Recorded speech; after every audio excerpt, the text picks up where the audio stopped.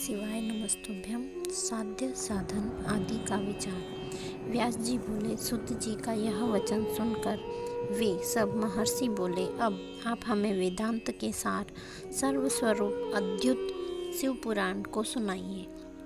मुनियों का यह वचन सुनकर अतिशय प्रसन्न हो वे सूत जी शंकर जी का स्मरण करते हुए उन श्रेष्ठ मुनियों से कहने लगे। सूत जी बोले, आप सब महर्षिगण रोग शोक से रहित कल्याणमय भगवान शिव का स्मरण करके वेद के सार तत्व से प्रकट पुराण प्रवर शिव पुराण को सुनिए, जिसमें भक्ति, ज्ञान और वैराग्य इन तीनों का प्रीतिपूर्वक गान किया गया है और वेदांत वेद सद्वस्तु का विशेष रूप से वर्णन किया गया है। हे ऋषिगण, अब आप लोग वेद के सारभूत पुराण को सुने। बहुत काल में पुनः पूर्व कल्प व्यतीत होने पर इस वर्तमान कल्प में जब सृष्टि कर्म आरंभ हुआ था, उन दिनों 6 कुलों के महर्षि परस्पर वाद विवाद करते हुए कहने लगे, अमुक वस्तु सबसे उत्कृष्ट है और अमुक नहीं है।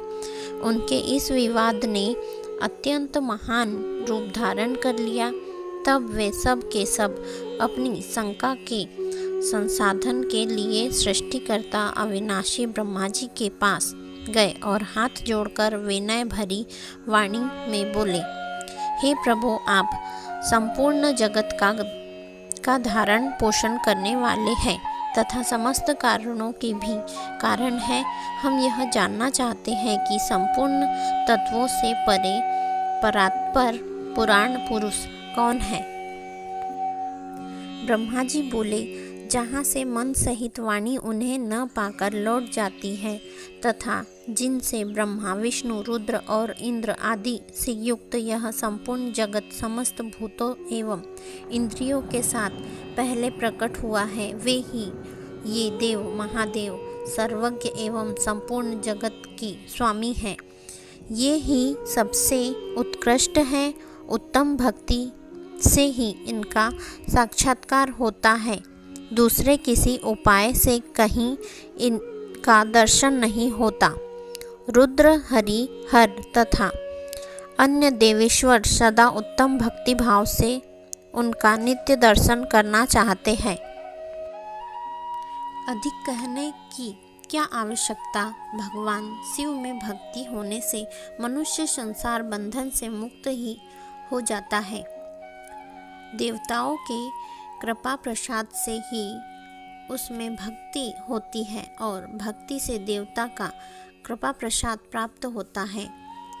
ठीक उसी तरह जैसे यहाँ अंकुर से बीज और बीज से अंकुर उत्पन्न होता है, इसीलिए हे द्विजों, आप लोग भगवान श्री शंकर का कृपा प्रसाद प्राप्त करके भूतल पर जाकर वहाँ सहस्त्र वर्षों तक चलने वाले एक विशाल यज्ञ का आयोजन करें। इस यज्ञपति भगवान शिव की ही कृपा से वेदोक्त विद्या के सारभूत साधन का ज्ञान होता है। मुनिगण बोले, हे भगवान, परम साध्य क्या है और उसका परम साधन क्या है? उसका साधक कैसा होता है? ये सभी बातें यथार्थ रूप से कहे। ब्रह्मा जी बोले, शिवपद की प्राप्ति ही साध्य है, उनकी सेवा ही साधन है तथा उनके प्रसाद से जो नित्य नैमित्त आदि फलों की ओर से निःस्पृह होता है, वही साधक है। वेदोक्त कर्म का अनुष्ठान करके उसके महान फल को भगवान शिव के चरणों में समर्पित कर देना ही परमेश्वर पद की प्राप्ति है। वहीं सालोक्य आदि के क्रम से प्राप्त होने वाली मुक्ति है। उन पुरुषों की भक्ति के अनुसार उन सबको उत्कृष्ट फल की प्राप्ति होती है।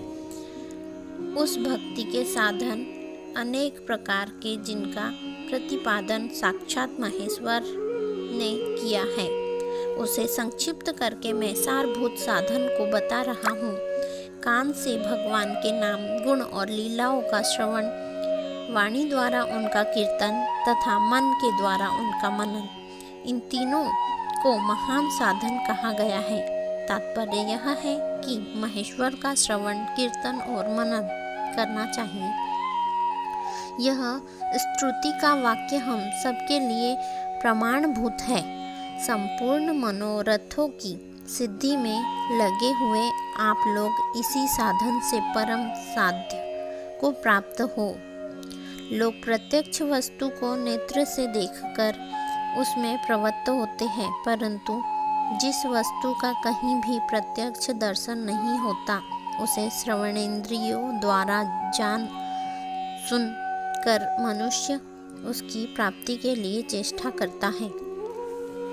अतः पहला साधन श्रवण ही है। उसके द्वारा गुरु के मुख से तत्व को सुनकर बुद्धिशाली विद्वान पुरुष अन्य साधन, कीर्तन एवं मनन की सिद्धि करे। क्रमशः मनन पर्यंत इस साधन की अच्छी तरह साधना कर लेने पर उनके द्वारा सालोक्य आदि के क्रम से धीरे धीरे भगवान शिव का संयोग प्राप्त होता है। पहले सारे अंगों के रोग नष्ट हो जाते हैं, तत्पश्चात सब प्रकार का लौकिक आनंद भी विलीन हो जाता है। अभ्यास के ही समय यह साधन कष्टप्रद है, किंतु बाद में निरंतर मंगल देने वाला है। इस प्रकार श्री शिव महापुराण के अंतर्गत प्रथम विद्येश्वर संहिता में साध्य साधन विचार नामक तीसरा अध्याय पूर्ण हुआ। श्री शिवाय नमस्तुभ्यम। सभी साधकों से अनुरोध है कि वह कमेंट में श्री शिवाय नमस्तुभ्यम अथवा ओम नमः शिवाय लिखें।